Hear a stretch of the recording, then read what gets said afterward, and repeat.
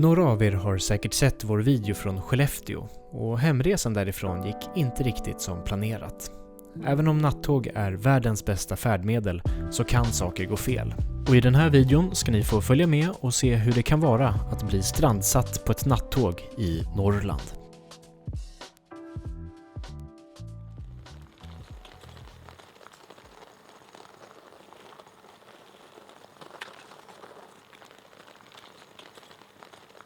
Eftersom det inte går några persontåg från Skellefteå startade resan med buss i ungefär en timme till Jörn där vi skulle ta nattåg 93 mot Stockholm. Men på plats i Jörn märkte vi att det här norrtåget som var på väg från Luleå till Umeå fortfarande stod kvar inne på stationen. Det skulle ha avgått klockan 21, men när det här filmades var klockan närmare 23:30. Så det hade alltså stått stilla i ungefär 2,5 timme när vi kom dit. Och det var inte bara norrtåget som fick stanna upp utan även godstrafiken stod stilla. Tåget som syns till vänster i bild var en stålpendel som var på väg från Luleå till Borlänge. Anledningen till det här stoppet i trafiken det var att det hade bildats isbark på kontaktledningen i Bastuträsk en bit söderut. Det är alltså ett skikt med is som hindrar tågen från att ta upp ström från ledningen. Det här klippet filmade vi i just Bastuträsk kvällen innan och som ni ser var det väldigt fuktigt med underkylt regn vilket man kunde ana skulle leda till problem. SJ nattåg 93 med avgångstid 23:46 mot Umeå central, Sundsvall central, Stockholm central beräknas avgå 23:56. Tåget saknar idag servering.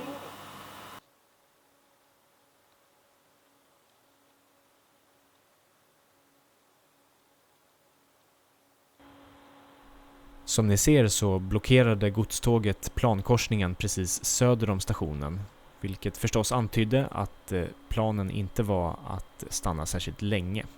Sannolikt skulle godståget släppa förbi norrtåget och sedan fortsätta söderut direkt. Det här gjorde dock inte särskilt mycket eftersom det inte gick någon trafik på den här vägen den här tiden på dygnet i alla fall. Och det fanns dessutom andra sätt att ta sig över järnvägen. Lite kul var det att se trippla NB, även om det tredje endast gick i transport.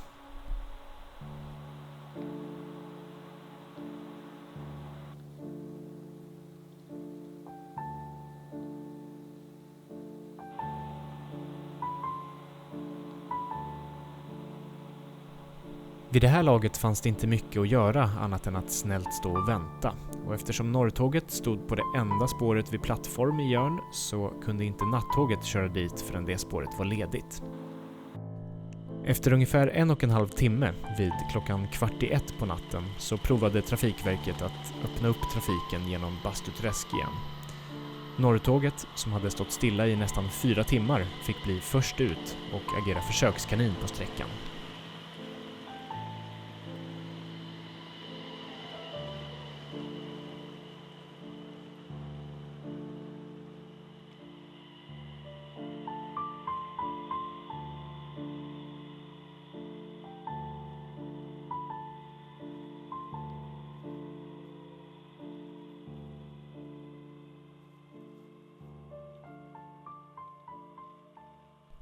Därefter fick även ståltåget köra vidare och när SCA-pendeln plötsligt dundrade förbi stationen så väcktes lite hopp hos det 10-tal nattågsresenärer som satt i vänthallen på Jörn station mitt i natten.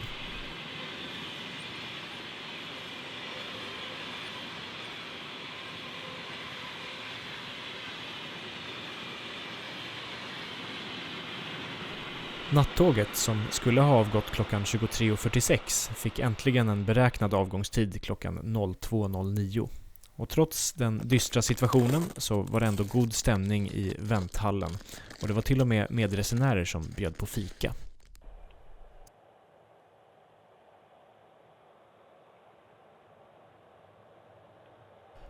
Så kom till slut tåget, draget av RC6 1400 och 1396. Det var förvisso 2 timmar och 20 minuter försenat, men just då såg prognosen ut att kunna hålla och det fanns inget som tydde på att tåget inte skulle kunna fortsätta söderut förbi Bastuträsk vidare mot Umeå och Stockholm.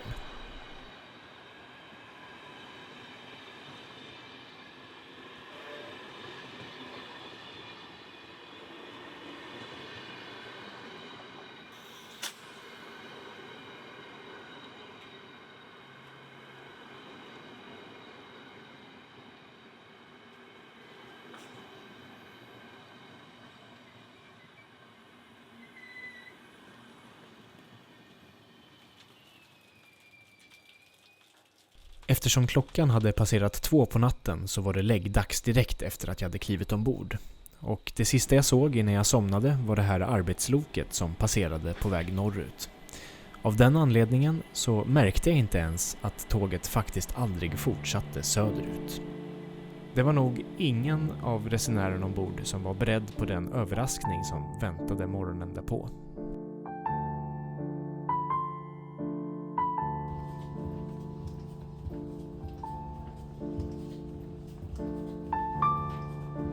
Att ett nattåg står stilla när man vaknar kan ju hända ibland. Men att det står stilla ungefär 10 mil längre bort ifrån slutdestinationen än där man själv klev på, det hör förstås inte till vanligheterna. Vi befann oss alltså i Älvsbyn.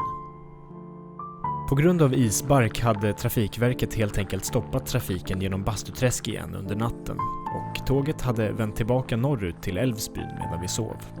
Anledningen var troligen att Jörn är ett ganska dåligt ställe att vara strandsatt på med begränsade kommunikationer och förnödenheter. Allt eftersom fler resenärer vaknade under morgonen ökade förvirringen ombord och ingen visste riktigt hur länge vi skulle bli stående. Att loken dessutom befann sig i den norra änden av tåget var inte direkt något lovande tecken.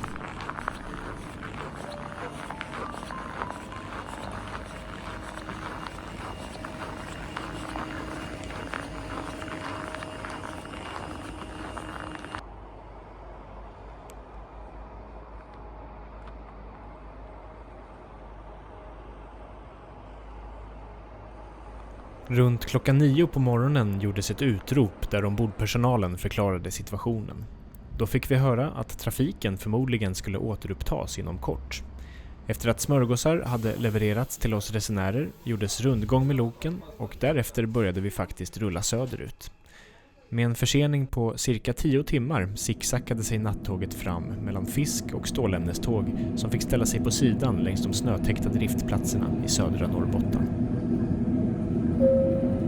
Ja, så där mina vänner, då rullar vi våran väg mot Jörn till att börja med och sen en Bastuträsk. Jag hoppas att vi kan passera där.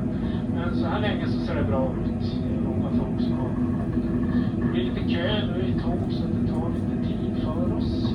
Men vi är ju för närvarande någonstans kring 10 timmar sen. Så ser det ut. Och ni som har biljetter för som missar anslutningar med tåg, med andra tåg från SJ så kommer det att komma sms och loggbok på det.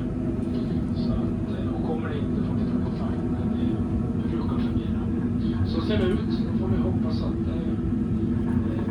när vi har kommit till Umeå så ska vi få i på lite mer mat och då kommer det in så kommer det också att ta över och kunna öppna kassan. Så att det ska gå att handla i visst. Så ser det ut. Så att fortsätt att sitta ner så får vi bara försöka göra det så bra som möjligt. Har ni frågor så finns vi i visst. Tack ska jag ha.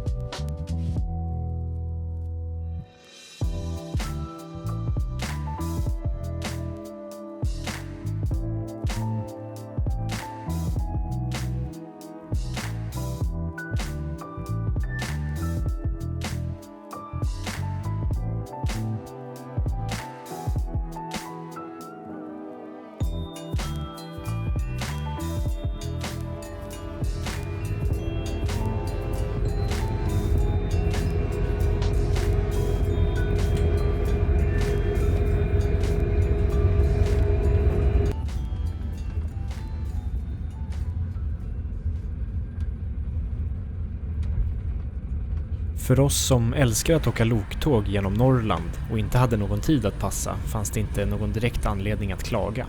Särskilt inte med solsken och fantastiska vyer som dessa. Som tur var fanns det flera lediga platser ombord, så när man tröttnade lite på sin kupé var det skönt att spendera en stund i sittvagnen. Det största problemet, förutom själva förseningen, var egentligen att bistron inte hade öppnats. Av någon anledning skulle det ske först efter personalbytet i Umeå. Eftersom lunchtid nu närmade sig kändes det därför extra bra att det äntligen verkade rulla på hyfsat. Faktum var dock att vi snart skulle bli stående igen. Den här gången i Träskholm, en trafikplats cirka 2 mil norr om Jörn. Anledningen var att ett annat tåg hade kört fast precis framför oss och vi fick helt enkelt ställa oss och vänta tills de kunde komma loss. Det dröjde ungefär 1 timme innan vi fick besked med en god och en dålig nyhet.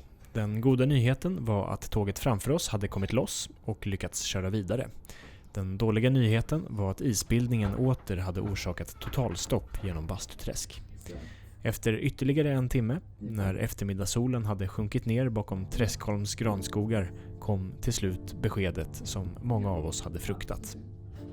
Vi kommer inte längre söderut, så att vi kommer vända det här tåget och åka tillbaka mot Luleå. Och där blir det då hotell och sen får ni åka med tåg 93 ikväll.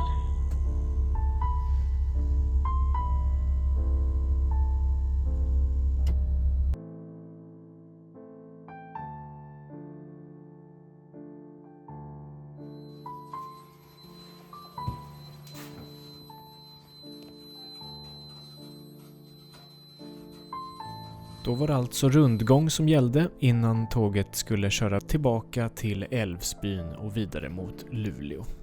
För att stoppa den värsta hungern så bjöds resenärerna på proteinbars och kaffe fanns fortfarande att tillgå.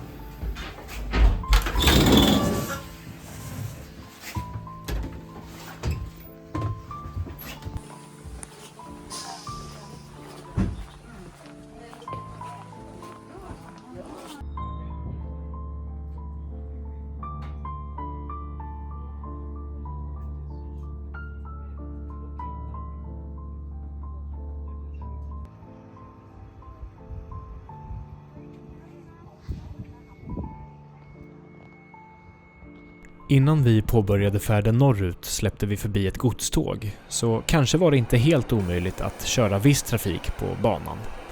Däremot kanske det helt enkelt skulle ta för lång tid och nattågets vatten- och förneringstankar räcker förstås inte hur länge som helst.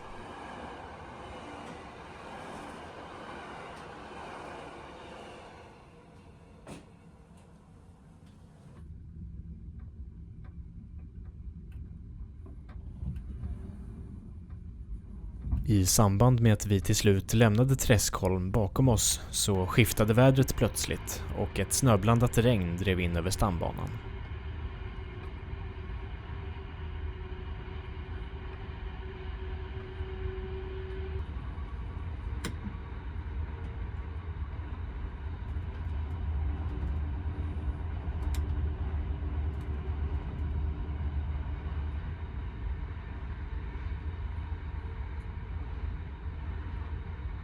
Det blir lite förändringar. Så här är det att ni har ju hotellrum i Luleå på 4 olika hotell och det finns hur många rum som finns på varje hotell kommer ni att få veta, eller jag ska titta efter, vi har det på någon lista. Och då är det då så det ligger ganska nära Arctic Hotel, alltså Quality Hotel, och så var det något annat som ligger i centrum. Sen är det möjligt att det är ett som Scandic som ligger utanför. Och då får man ta taxi dit och så får man ta några kilometer, ta taxi och ta kvitto. Det är möjligt att det räcker med de som är inne i stan. Men det viktigaste i det här fallet är att ni har övernattning på hotellet. Det kommer inte att gå något nattåg ikväll. För de är inställda. Det är väl på grund av det här problemet. Så det går inga nattåg ikväll. Ni kommer inte till Stockholm med tåg ikväll. Så att ni blir inbokade imorgon på tåg 91 eller 93 till Stockholm på samma platser som ni har idag. Nu på det här tåget så kommer ni att få ett meddelande i telefon där ni har alla grejer. Om ni då får det imorgon bitti skulle jag väl tänka mig när de har gjort klart allt. Till att börja med nu är det hotellrummen. Så att så ser det ut. Tack ska ni ha.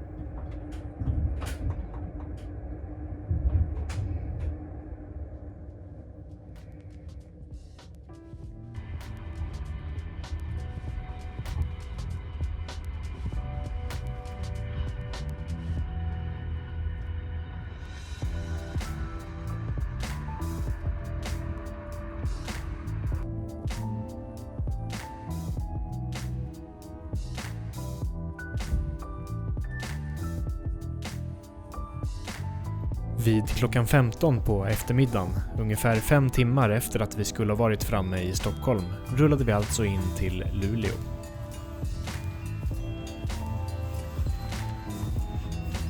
Att bli strandsatt på det här sättet är såklart aldrig kul, men om man måste välja en tid och plats så är ändå fredagkväll i Luleå inte så dumt.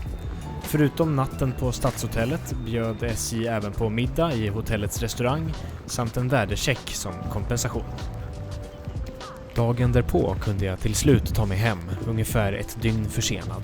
Och om det är något jag tar med mig från den här resan så är det att den snabbaste vägen inte alltid är den mest minnesvärda.